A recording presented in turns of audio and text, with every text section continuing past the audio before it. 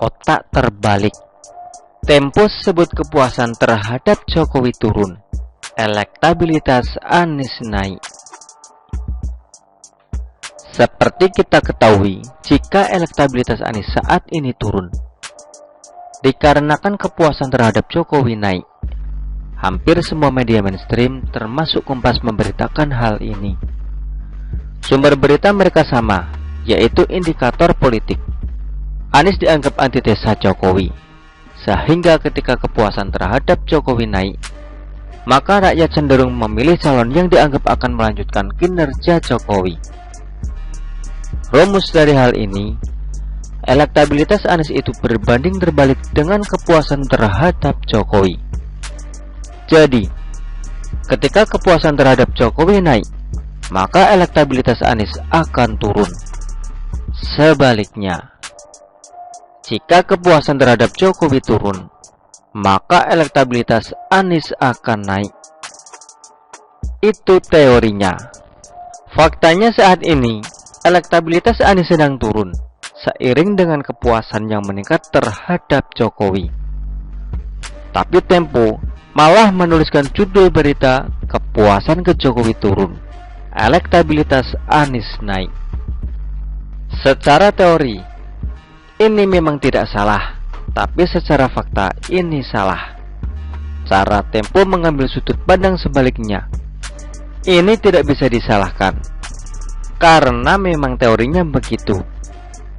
Kalau kepuasan terhadap Jokowi terhadap naik, maka elektabilitas Anies turun. Sedangkan kalau kepuasan terhadap Jokowi turun, maka elektabilitas Anies naik.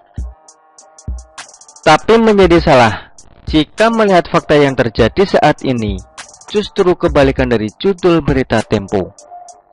Ini bisa disebut clickbait juga. Tempo tahu betul rata-rata IQ pembaca berita di Indonesia itu rendah, apalagi turun.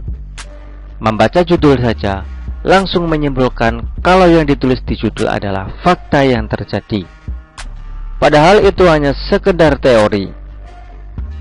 Dari sini kita jadi tahu arah Tempo kemana. Media ini sedang mencoba meraup pangsa pasar kadrun, sehingga judul yang dibuat mengambil sudut pandang yang menyenangkan kadrun. Tidak bisa disalahkan, karena dijudulkan tidak dijelaskan konteksnya, hanya sekedar teori atau fakta yang terjadi. Tempo tinggal ngeles kalau yang protes tidak baca isi beritanya. Masalahnya, ya memang kebanyakan rakyat Indonesia cuma melihat judul lalu menyimpulkan, dan Tempo tahu itu. Licik dan busuk memang Tempo ini. Berita dari Tempo ini dikomentari oleh Burhanuddin Muhtadi sendiri, pemimpin survei indikator politik. Beliau juga merasa kok judulnya seperti elektabilitas Anies saat ini naik, sedangkan kepuasan terhadap Jokowi turun. Padahal kan sebaliknya. Penulis yakin ini juga yang akan ada di pikiran dan lubuk hati kadrun ketika membaca judul berita Tempo, lalu rame-rame coli otak. Kadrun akan gagal klimaks kalau membaca isi berita dan paham konteksnya.